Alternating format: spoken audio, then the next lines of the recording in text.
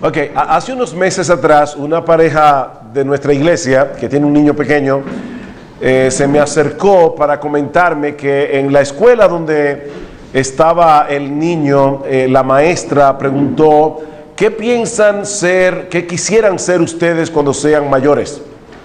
Y el niño inmediatamente respondió, yo quiero ser pastor. Así que la maestra, muy emocionada, le preguntó, ¿y por qué tú quieres ser pastor? Y él respondió, esto es literal, él respondió, para tener más tiempo libre.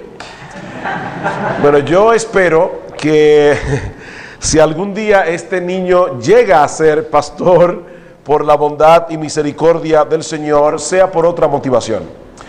Porque lo cierto es que los pastores no suelen tener mucho tiempo libre. Y una de las cosas, uno de los aspectos que más carga pone sobre nosotros como pastores es la preparación para predicar la palabra de Dios. Mis hermanos, predicar es una tarea que demanda mucho esfuerzo, es una tarea que puede llegar a ser muy abrumadora.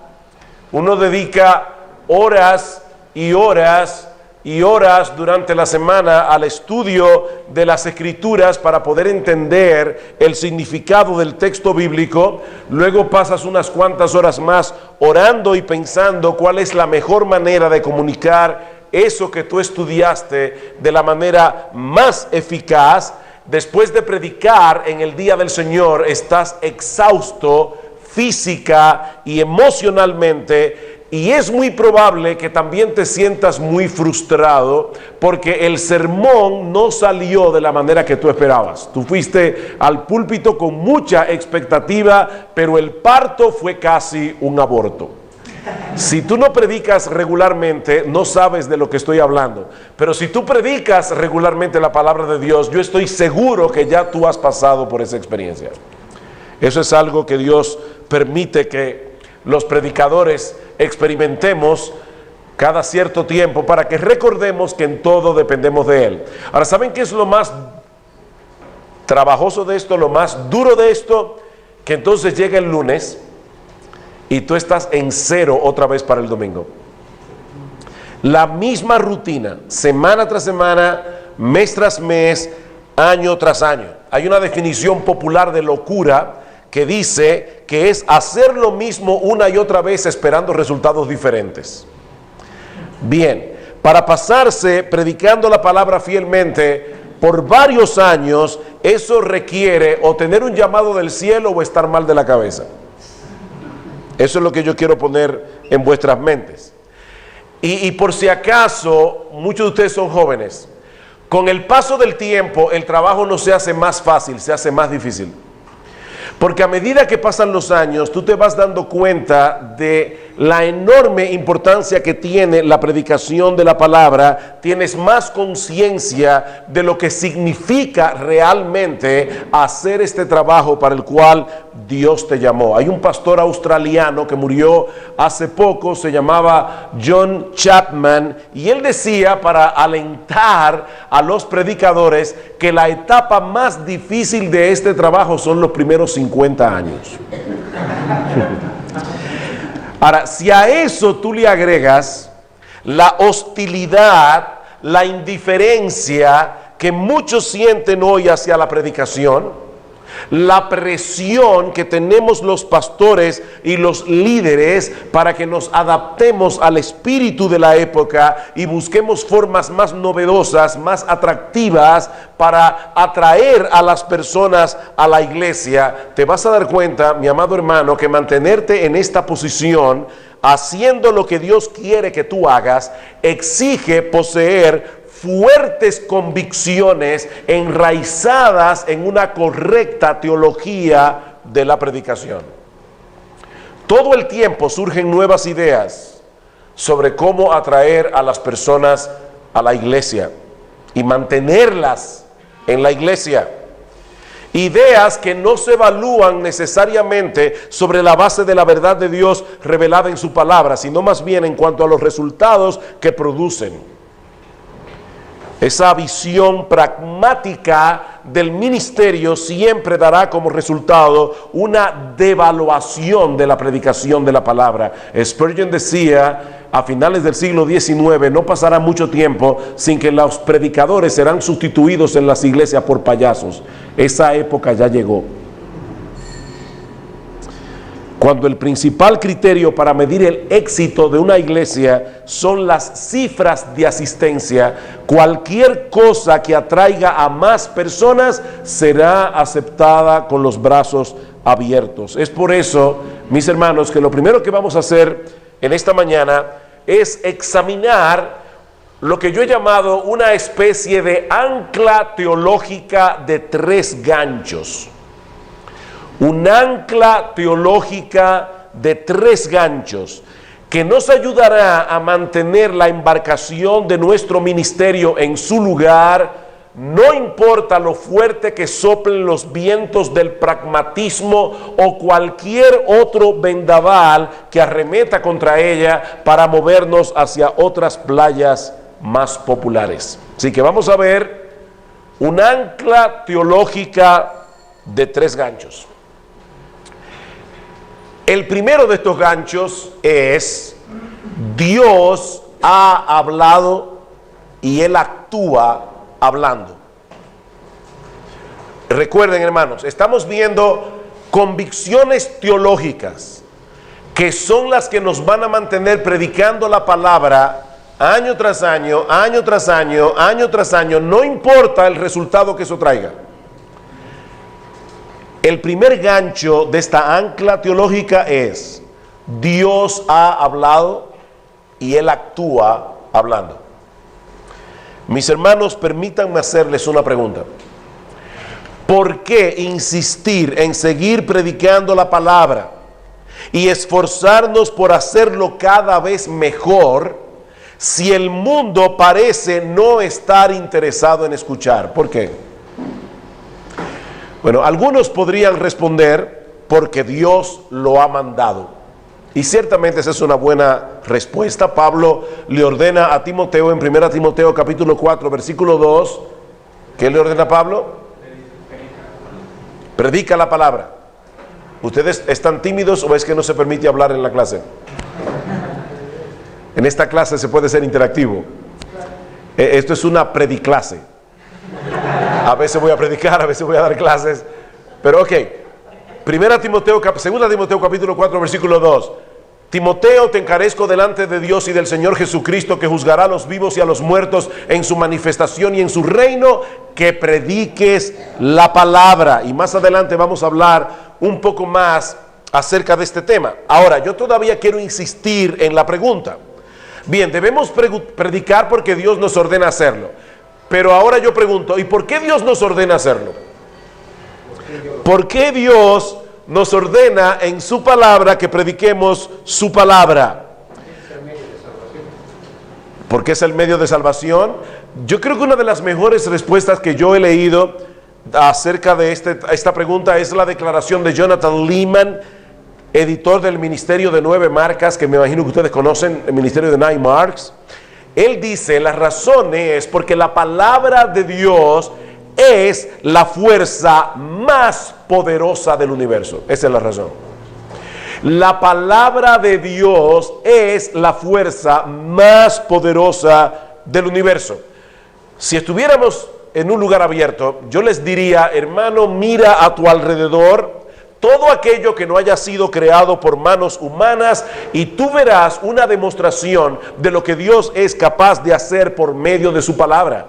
Nuestro Dios actúa hablando. Ese es el primer gancho de nuestra ancla teológica. Dios dijo: sea la luz. ¿Y qué pasó? Fue la luz. Así de simple, hermanos. Dios habló. Y una cantidad ilimitada de seres y de cosas vinieron a la existencia, desde estrellas gigantescas hasta minúsculas partículas. Yo leí recientemente que solamente en la selva tropical del Amazonas, ¿cuántas especies de insectos ustedes creen que hay? no de insectos, de especies de insectos. 20 millones de especies distintas. O sea, Dios habló, salieron galaxias, planetas, miles de soles, millones de estrellas, millones de soles. Y solamente en el planeta Tierra, mis hermanos, hay 20 millones. Solamente en el Amazonas, 20 millones de especies de insectos, no de insectos individuales. Y toda esa variedad fue creada originalmente por la voz de Dios. Por la palabra de Jehová fueron hechos los cielos, Salmo 33, versículo 6, y todo el ejército de ellos por el aliento de su boca. Y en el gran capítulo de la fe, en el Nuevo Testamento, Hebreos capítulo 11, el escritor afirma que por la fe entendemos haber sido constituidos el universo por la palabra de Dios, de modo que lo que se ve fue hecho de lo que no se veía. Y Pedro añade que los cielos y la tierra que fueron formados por la palabra de Dios son preservados por la palabra de Dios. Segunda de Pedro capítulo 3 versículos 6 al 7. De manera, mis hermanos, que la creación es una prueba contundente del inmenso poder que desata la palabra de Dios cuando es pronunciada. Y debemos tomar en cuenta que el universo, así de grandioso como es, no es más que una pequeña muestra de lo que Dios es capaz de hacer cuando habla. Hay un capítulo en el libro de Job que me encanta. Es el capítulo 26. Job está describiendo toda la majestuosidad incomprensible de la creación.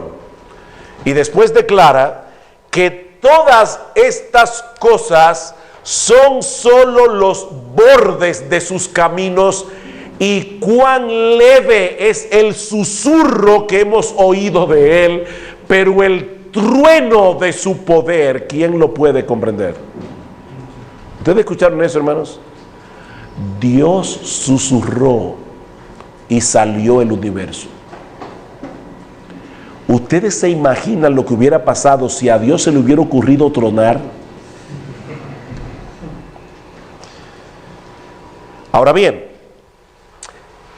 ya que Dios crea por medio de la palabra, la creación es una revelación de Dios. ¿Dónde aprendemos eso en la Biblia? La creación es una revelación, es un libro.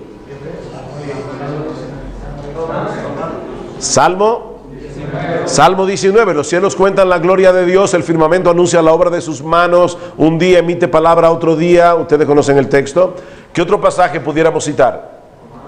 Romanos capítulo 1, la ira de Dios se revela desde el cielo contra toda impiedad e injusticia de los hombres que detienen con injusticia la verdad, porque lo que de Dios se conoce les es manifiesto. Dios se lo manifestó, su eterno poder y deidad se hacen claramente visibles por medio de las cosas hechas. Su eterno poder y deidad vienen a ser evidentes a través de las cosas hechas. Ahora bien, aunque la creación es una revelación, Dios no dejó a Adán y a Eva, los primeros hombres creados, a expensas de su propio razonamiento para tratar de interpretar lo creado. Dios decidió hablarles.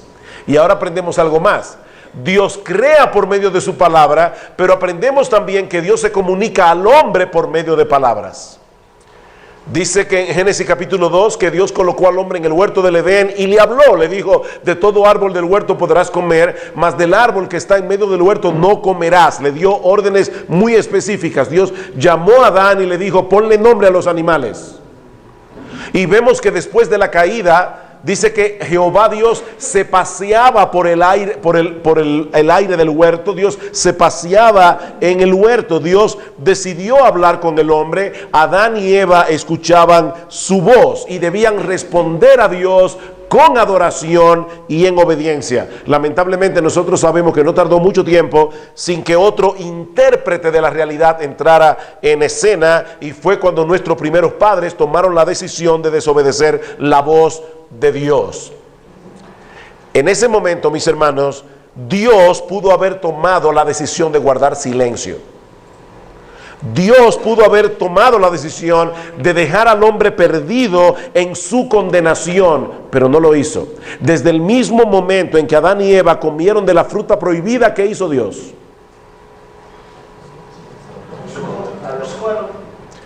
¿Y qué más? O sea, lo buscó, lo vio y le... ¿Qué hizo Dios?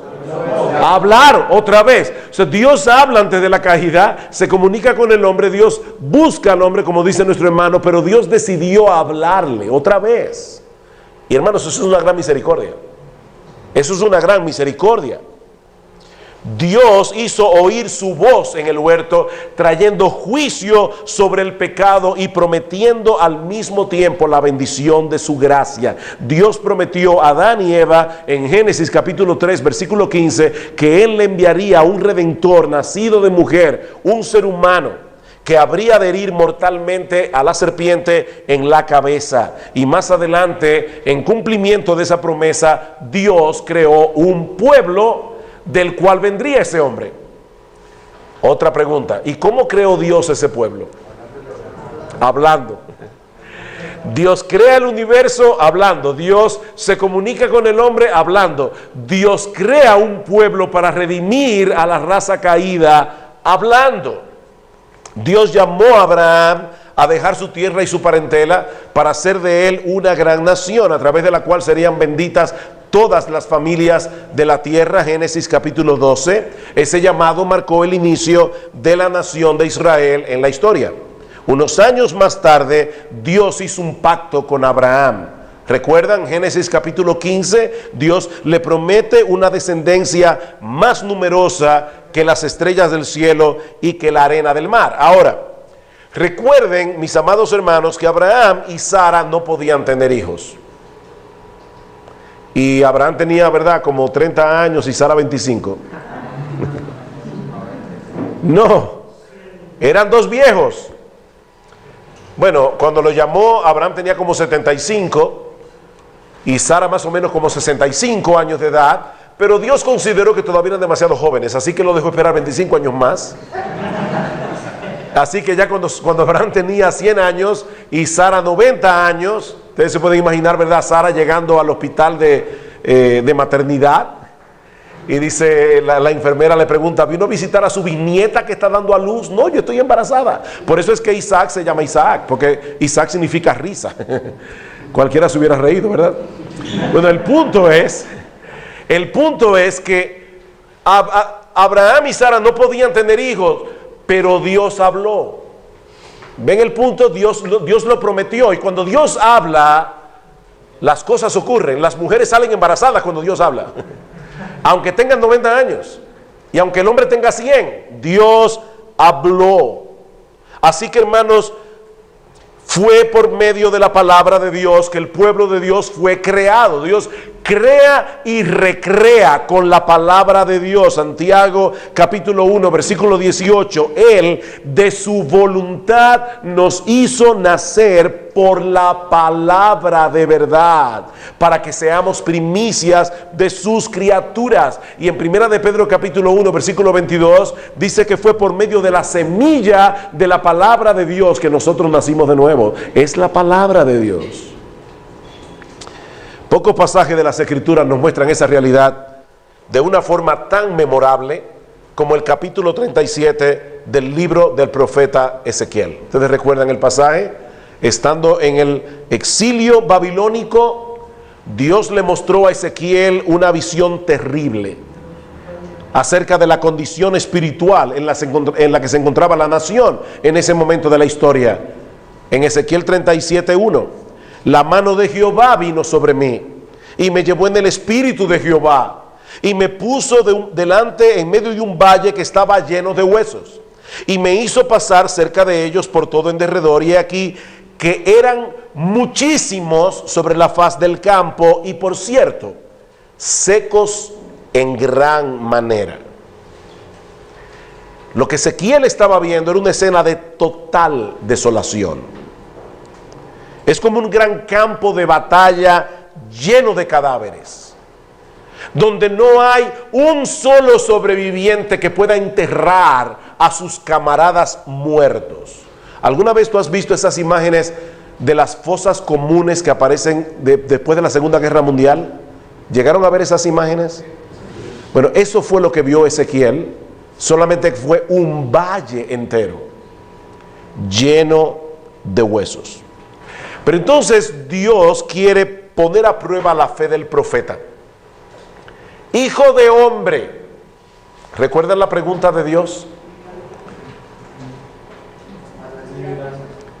¿Vivirán estos huesos? ¿Cuál es la respuesta humanamente hablando? Pero humanamente hablando la respuesta es no, no vivirán.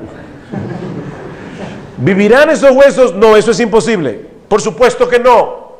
No había esperanza alguna de que esos huesos volvieran a la vida para convertirse otra vez en el ejército del Dios viviente. Pero Ezequiel conocía a Dios y de lo que Dios es capaz de hacer. Así que Ezequiel responde con toda humildad: Señor, tú lo sabes. Era imposible que esos huesos volvieran a la vida a menos que Dios interviniera con su poder, y eso es precisamente lo que Dios decide hacer. Escuchen, me dijo entonces: profetiza sobre estos huesos y diles: huesos secos, oíd palabras de Jehová. Wow. Hermanos, pónganse en el lugar de Ezequiel. Dios le está ordenando a Ezequiel que le predique a un montón de huesos que ya Ezequiel ha dicho que están secos en gran manera, pero esos huesos secos escucharían la voz de Dios si Dios decidía hablarles a través del profeta. Así que Ezequiel se para delante del campo y dice: así ha dicho Jehová el Señor a estos huesos: he aquí yo hago entrar espíritu en vosotros y viviréis, y pondré tendones sobre vosotros, y haré subir sobre vosotros carne, y os cubriré de piel, y pondré en vosotros espíritu y viviréis, y sabréis que yo soy Jehová. Hermanos, ese mandato parece una locura. ¿Qué sentido tiene predicarle a un valle de huesos? Pero Ezequiel obedece. ¿Y qué sucedió? Inmediatamente entró en acción el poder vivificante de la palabra de Dios. Versículo 7: profeticé pues como me fue mandado, y hubo un ruido mientras yo profetizaba, y he aquí un temblor, y los huesos se juntaron cada hueso con su hueso, y miré, y he aquí tendones sobre ellos, y la carne subió, y la piel subió y los cubrió por encima de ellos, pero no había en ellos espíritu. Y me dijo: profetiza al espíritu, profetiza, hijo de hombre, y di al espíritu: así ha dicho Jehová el Señor, espíritu, ven de los cuatro vientos y sopla sobre estos muertos y vivirán. Y profeticé como me había mandado, y entró espíritu en ellos y vivieron, y estuvieron sobre sus pies un ejército grande en extremo. Ezequiel transmitió el mensaje de parte de Dios. Los huesos comenzaron a moverse. Por favor, hermanos, traten de verlo en Cinemascope con su imaginación. O sea, aquí hay un predicador que está predicando un montón de huesos, y de repente comienza a oírse un ruido en el valle. Los huesos comienzan a moverse, y cada hueso está moviéndose buscando su contraparte. Los esqueletos comienzan a formarse, cada hueso con su hueso. Después suben los tendones, luego la carne, luego la piel, pero todavía seguían siendo cadáveres sin vida, hasta que Ezequiel profetizó de nuevo, clamó al espíritu que viniera de los cuatro vientos para que soplara sobre ellos. ¿Recuerdan esa escena? Adán y Eva en el paraíso. Dios sopló aliento de vida y fue el hombre un ser viviente. Viene el espíritu de Jehová, se mete sobre esos huesos como en el primer hombre en el huerto del Edén. Entró espíritu en ellos y vivieron, y estuvieron sobre sus pies un ejército grande en extremo. Este es probablemente, mis hermanos, el cuadro más dramático que nosotros encontramos en todas las escrituras sobre la condición espiritual del hombre y el poder de la palabra de Dios para volverlos a la vida. Yo me imagino que Ezequiel tal vez se sentía como algunos pastores hoy día. Se sentía desalentado porque él estaba predicando la palabra a los judíos en el tiempo del exilio babilónico, pero parecía no tener ningún resultado su predicación. Meses y meses llamando al pueblo al arrepentimiento sin ningún resultado aparente, y entonces recibe esta visión para renovar su confianza en el poder de la palabra de Dios. Mis hermanos, cuando Dios habla, los muertos vuelven a la vida. Cuando Dios habla, los muertos vuelven a la vida. Lázaro, ven fuera. Y Lázaro escuchó su voz y salió de la tumba. Dios crea su pueblo hablando. De manera, hermanos, que la predicación existe porque Dios ha hablado y porque Él actúa a través de su palabra. Si nosotros fuéramos adoradores de un ídolo mudo, no tendríamos nada que decir, o bien podríamos decir todo lo que nos dé la gana. Una de las dos. Pero una vez se adueña de nosotros la convicción de que Dios actúa hablando, no podemos hacer otra cosa que hablar nosotros también, pero únicamente para hacer oír su voz. Dios ha hablado, nosotros tenemos que hablar para que su voz sea escuchada por medio de la predicación de la palabra, y eso lo veremos en un momento. Pero ¿qué dice en Amós capítulo 3 versículo 8? Si el león ruge, ¿quién no temerá? Si habla el Señor, ¿quién no profetizará?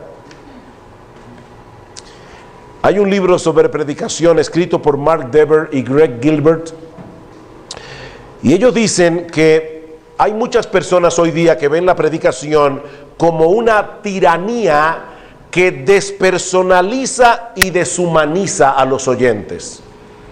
Hay un hombre aquí hablando y un montón de personas allí tranquilas escuchando. ¿Por qué mejor no tener un diálogo? ¿Por qué tener que predicar la palabra como lo hacemos cada domingo en las iglesias? Oigan la respuesta de Mark Dever.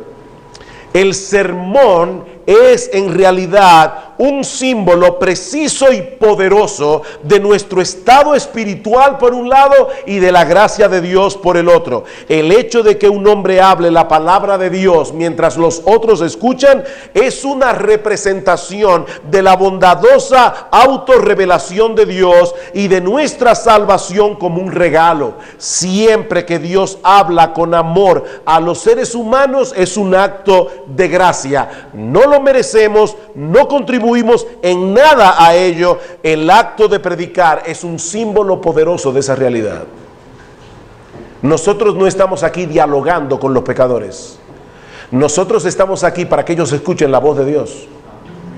Nosotros estamos diciéndoles: huesos secos, oíd palabra de Jehová. Ustedes no tienen nada que contribuir a esto excepto escuchar. Escuchar la voz de Dios mientras un predicador fielmente expone su palabra. Así que, mis hermanos, si nosotros deseamos ver a Dios actuar, salvando a los perdidos, edificando a los creyentes, nosotros tenemos que dejar escuchar su voz a través de la predicación. Su palabra es viva y eficaz, la tuya y la mía no lo son. Su palabra es viva y eficaz. Mis hermanos, es una locura tratar de hacer la obra de Dios a través de programas, a través de actividades atractivas que sustituyan la predicación de la palabra. Eso es una locura. Y mucho más absurdo es tomar el tiempo de la predicación para compartir nuestras propias opiniones en vez de ser instrumentos para que el texto bíblico tenga voz y hable por sí mismo. Es por medio de su palabra que los pecadores son regenerados. Es por medio de su palabra que los pecadores son traídos a la fe y son añadidos a la iglesia. Me recordaba el hermano Andrés ayer, una vez que estaba hablando de este tema y hablamos de 1 Corintios capítulo 1 versículo 21. ¿Qué dice ese texto? Dios ha escogido salvar a los creyentes ¿por medio de qué? Por la locura de la predicación. Es por medio de la palabra que los creyentes son santificados. Es por medio de la palabra que los creyentes son maduros en la fe. Juan 17:17. Santifícalos en tu verdad, tu palabra es verdad.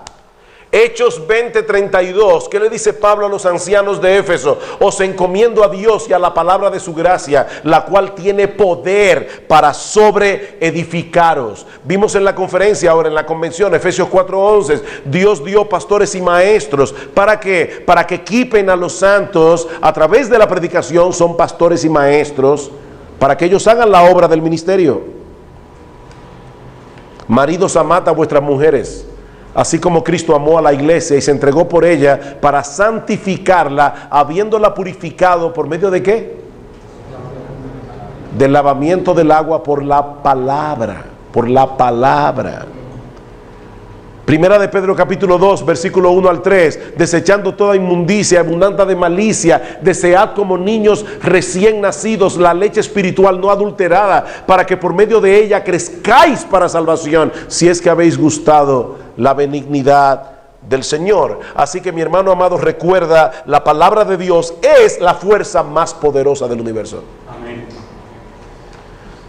¿Tú crees eso? Amén. Entonces dejaremos que sea Él quien hable, no nosotros. Y Dios sigue hablando hoy a través de su palabra escrita. Ese es el segundo gancho teológico. Recuerden, estamos viendo un ancla teológica que mantenga la barca de nuestro ministerio firme.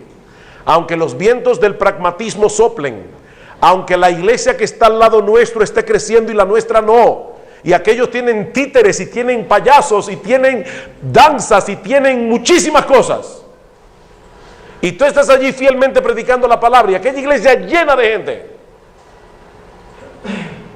cuando tú te veas tentado a meter los títeres y los payasos, recuerda, Dios solo actúa hablando. Dios solo actúa hablando su palabra. El segundo gancho teológico es que Dios sigue hablando hoy a través de su palabra escrita. Dios habla y actúa hablando. Dios sigue hablando hoy a través de su palabra escrita. Yo no sé cuántas veces a lo largo de mi vida cristiana yo he escuchado este argumento en contra de nuestra fe. La Biblia fue escrita por hombres. ¿Cuántos han oído eso? Ok, si me dieran un centavo por cada vez que yo oigo ese argumento, tuviera una buena cuenta bancaria. La Biblia fue escrita por hombres. Ok, eso es verdad. Sí. ¿Sí? La Biblia no cayó del cielo así, Reina Valera. No, la Biblia fue escrita por hombres, eso es verdad. Pero ¿saben qué, mis amados hermanos? Ese es un argumento a favor de nuestra fe, no en contra. El cristianismo no se basa en la suposición de que un libro cayó del cielo, como lo tenemos hoy, sino en que tenemos en nuestras manos una revelación de Dios escrita por hombres bajo la inspiración del Espíritu Santo. Más de 40 escritores humanos escribieron un libro de coherencia perfecta, sin error, tratando temas que suelen ser muy conflictivos en un lapso de tiempo de más de 500 años. ¿Cómo explicamos eso? Así que, mi hermano, la próxima vez que te encuentres con un incrédulo que te diga, pruébame que la Biblia es la palabra de Dios, no caigas en ese gancho de querer probárselo. Dile más bien, pruébame tú que no lo es. Ponle el reto a él. Dile, explícame este libro y explícale de qué se trata este libro. Explícamelo si no fuera una inspiración divina, si no fuera un libro inspirado por el Espíritu Santo. La Biblia fue escrita por hombres, pero guiados de tal modo por el Espíritu de Dios que los escritos que salieron de su pluma pueden ser llamados con toda propiedad la palabra de Dios. Imagínate, hermano, a un músico experto que es capaz de tocar a la perfección todos los instrumentos de viento que existen. O sea, él toca trompeta, oboe, flauta transversa, flauta dulce, clarinete, trombón, pícoli, gaita, cuerno francés, Todos los instrumentos de viento. El shofar, que ahora está de moda otra vez. Las iglesias quieren ser judías ahora. Ok. Imagínate que este músico toca una pieza perfectamente interpretada a través de cada uno de estos instrumentos. Pregunta, ¿va a sonar igual? No, porque el instrumento es diferente. Bueno, lo que nosotros tenemos en la Biblia es un libro escrito por Dios, inspirado por Dios, a través de instrumentos humanos. Y uno puede leer a Pablo y darte cuenta que es Pablo, porque Pablo tiene un proceso de argumentación lineal. Cuando tú lees a Juan, Juan es todo lo contrario. Juan tiene una argumentación en círculo. Tú lees Primera de Juan y te habla de la obediencia, de la comunión, del amor, de la justicia, la obediencia, la comunión, el amor, la justicia, de diferentes maneras. Es como la Quinta Sinfonía de Beethoven. ¿La han oído? Todas las piezas clásicas tienen un leitmotiv, o sea, es un motivo que lo guía.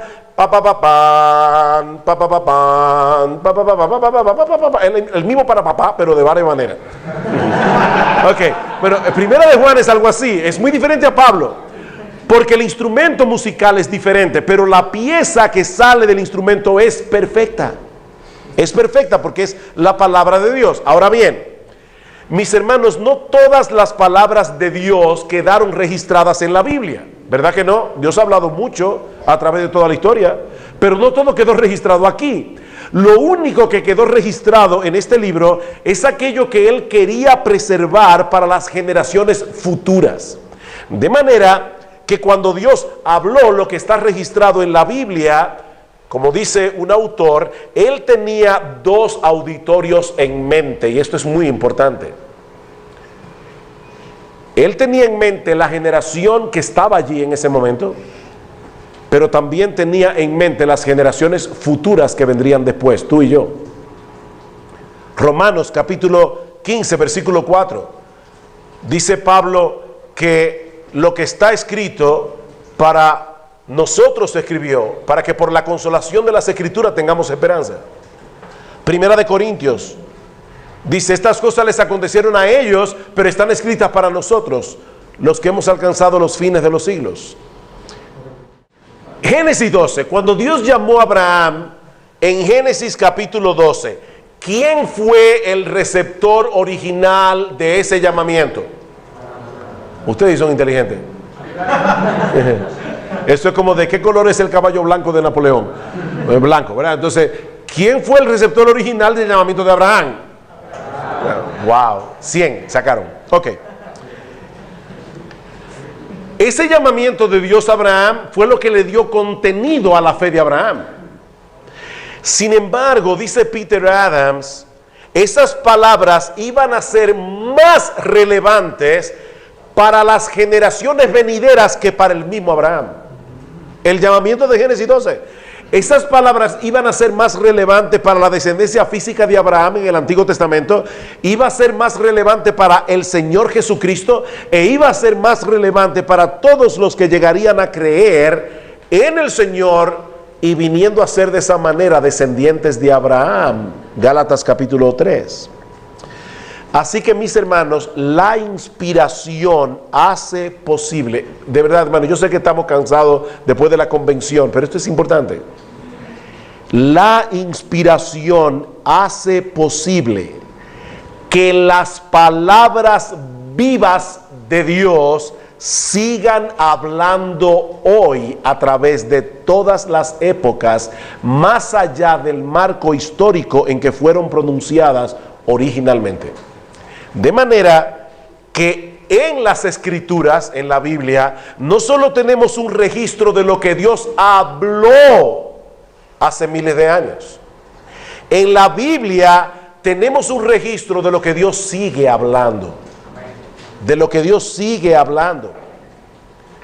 Me encanta como lo dice John Stott. Él dice, el hecho de poner por escrito la palabra del Dios vivo no fosiliza la palabra. ¿Saben lo que es un fósil, verdad? El hecho de poner por escrita la palabra de Dios no fosiliza la palabra. Hermanos, es la palabra escrita la que es viva y eficaz, no la que viene directo del cielo. Cuando el autor de Hebreos dice la palabra de Dios es viva y eficaz, ¿de qué palabra es que está hablando? De esta que está aquí.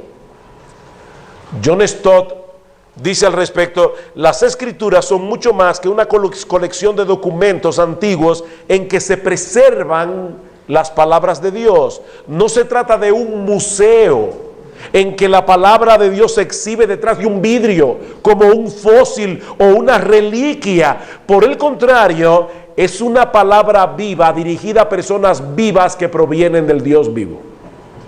Eso es la Biblia. Un ejemplo impresionante de esto lo encontramos en los capítulos 3 y 4 de la carta de Pablo a los Hebreos. Otra pregunta profunda. ¿A quién fue dirigida la carta a los Hebreos? A los hebreos. Wow, a los Hebreos. Bien, ¿qué significa eso? Significa que eran cristianos que provenían de un trasfondo judío, pero que ahora estaban siendo presionados para volver al judaísmo. Eso es la carta a los Hebreos.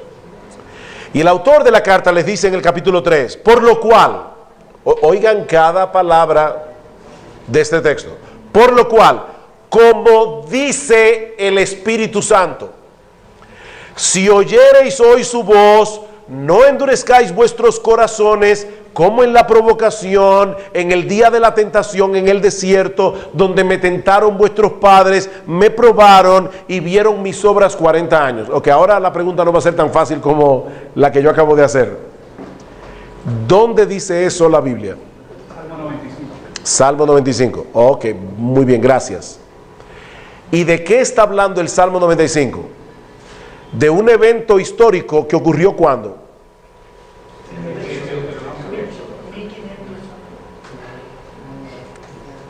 Voy a moverme ahora, pero si quieren mover la cámara. Hermanos, oigan esto. En Hebreos, capítulo 3, esto no escribe mucho, pero bueno. Capítulo 3, versículo 7 dice, como dice el Espíritu Santo, y hace referencia, ¿hay otro más ahí? Ah, gracias. Hace referencia al Salmo 95. Bueno, vamos a decir versículo 1 en adelante. Pero el Salmo 95 hace referencia a algo que ocurrió en Éxodo capítulo 17, versículos 1 al 7. Entonces miren lo que tenemos aquí. En Éxodo 17 fue cuando el pueblo se quejó contra Dios porque no tenían agua. Los que tomaron la clase de teología bíblica, yo no sé cuántos estaban ahí del seminario cuando yo vine la otra vez, pero vimos este pasaje con un poco de detenimiento. En Éxodo 17, el pueblo de Israel se queja contra Dios y le dice a Moisés, tu Dios, el que nos sacó de la tierra de Egipto, es un mentiroso y es un asesino en serie. Él es un genocida. Él nos mintió para sacarnos de Egipto y matarnos de sed en el desierto. ¡Wow! ¡Qué pecado! Eso fue horrible. Dios le dice a Moisés, porque Moisés le dice, Dios, me van a apedrear. ¿Recuerdan eso? Me van a apedrear. Y esto no era simplemente una turba de personas airadas. Esto es un grupo de personas que han hecho un juicio contra Dios, lo han encontrado culpable, y como ellos no pueden matar a Dios, ellos van a matar a su mensajero. Y lo van a matar como se mataba a las personas en aquellos días, como se aplicaba la pena capital, apedreándolos. Así que Moisés, Dios le dice, toma a los ancianos de Israel, este es un juicio que hay que llevar a cabo con todas las de la ley. Vamos a buscar ahora a todos los ancianos y toma la vara con la que tú golpeaste el río Nilo. Esa vara era un símbolo de autoridad y era un símbolo de castigo y de juicio. Así que cuando Moisés vino delante de todo el pueblo con la vara en la mano, probablemente algunos judíos dijeron, alguien va a tener que ser castigado aquí por este pecado. Y Dios le dice, Moisés, yo me voy a poner delante del pueblo. Es la única vez en toda la Biblia donde Dios se pone delante de alguien. Siempre es el hombre que comparece delante de Dios, pero esta vez es Dios el que comparece delante del hombre. Y le dice, Moisés, yo me voy a colocar sobre la peña de Oreb, tú vas a tomar la vara y vas a golpear la peña. Lo que Dios está diciendo aquí es, ese pecado no se puede quedar sin castigo, pero yo voy a asumir la culpa en el ángel de Jehová. Así que Moisés castiga a Dios con la vara de Moisés sobre la peña de Oreb. Y dice la Biblia que sale agua abundante que sacia la sed del pueblo. Es por eso que más adelante, en 1 Corintios capítulo 10, versículo 4, Pablo alude a ese evento y dice, todos bebieron de la roca espiritual que los seguía. Y esa roca era ¿quién? Era Cristo. Pablo no está espiritualizando el pasaje, lo está interpretando correctamente, porque fue Cristo el que fue castigado en la peña de Oreb. En el Salmo 95 ahora, más de 100 años, mucho más de 100 años después, casi 1000 años después de ese evento, el salmista dice, si oyeres hoy su voz, no endurezcáis vuestros corazones, como en el desierto, en el día de la tentación, cuando me tentaron vuestros padres, en Meriba. Y más de 1000 años después, el autor de Hebreos vuelve y dice, como dice el Espíritu Santo, si oyeres hoy su voz, no endurezcáis vuestros corazones. Así que, hermanos, me voy a mover otra vez. El hoy del Salmo 95 es el hoy de Éxodo 17 y es el hoy de Hebreos capítulo 3, versículo 7. Y todavía él está diciendo, y el Espíritu Santo sigue diciendo lo mismo, como dice el Espíritu Santo. ¿Qué quiere decir eso, mis amados hermanos? Eso quiere decir que el Espíritu Santo sigue hablando hoy a través de las palabras del salmista del Salmo 95. Porque la palabra de Dios es viva y eficaz. Mirad, hermanos, que no haya en ninguno de vosotros corazón malo de incredulidad para apartarse del Dios vivo.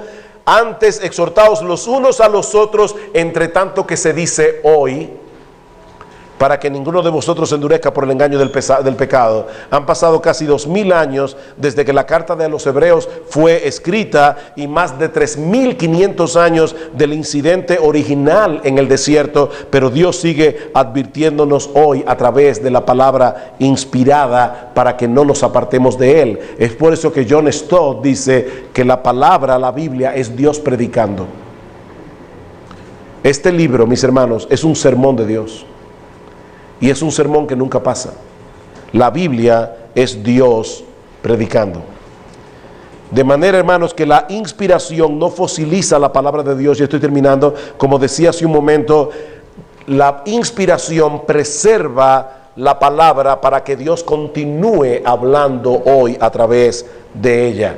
Si no tenemos esa convicción, ¿para qué tú predicas la palabra? Piénsalo. Si no tuviéramos la convicción de que Dios actúa hablando y de que Él sigue hablando a través de este libro, ¿para qué predicamos? ¿Para qué predicar la palabra? Piensen los símiles que la Biblia usa para referirse a ella misma. ¿Recuerdan algunos? Ella es como un martillo que parte los corazones de piedra, Jeremías 23, 29. Ella es como un fuego que quema la basura de nuestro interior, Jeremías capítulo 5, versículo 14. Ella es como una espada aguda, de doble filo que traspasa nuestras conciencias, Hebreos 4, 12. Ella es como una lámpara que ilumina nuestro camino, Salmo 119, versículo 105. Ella es como un espejo que nos muestra lo que realmente somos, Santiago capítulo 1, versículo 23. Ella es como una semilla que produce el nuevo nacimiento, Lucas capítulo 8, versículo 11, Primera de Pedro 1, 23. Ella es la leche que sirve de alimento espiritual, Primera de Pedro capítulo 2, versículo 2. Ella es la miel que endulza nuestra vida, Salmo 119, 103, Salmo 19, 10. Ella es como el oro que posee un valor incalculable y enriquece nuestra vida espiritual, Salmo 19, 10, Salmo 119, 72, Salmo 119, 127. Mis hermanos, ¿saben por qué la Biblia es todo eso y mucho más? Porque es la palabra viva y eficaz del Dios vivo. Amén. Como desciende de los cielos la lluvia y la nieve y no vuelve allá, sino que riega la tierra y la hace germinar y producir y da semilla al que siembra y pan al que come, así será mi palabra que sale de mi boca. No volverá a mí vacía, sino que hará lo que yo quiero y será prosperada en aquello para la cual la envié. Dios ha hablado y Él continúa hablando a través de su palabra. Hermanos, estas dos convicciones deben atar nuestras conciencias para resistir la presión antisermónica de nuestra generación. Ahora, esas dos convicciones todavía no son suficientes para que sigamos predicando. Ahora debemos dar un paso más, que lo veremos en la próxima sesión, y afirmar, este es el tercer gancho del ancla teológica, que Dios nos ordena predicar su palabra para hacer oír públicamente su voz. Dios ha hablado y Él actúa hablando. Dios sigue hablando a través de la Biblia. Dios nos ordena predicar su palabra para que podamos oír públicamente su voz. Ese es el tercer gancho que veremos en la próxima sesión.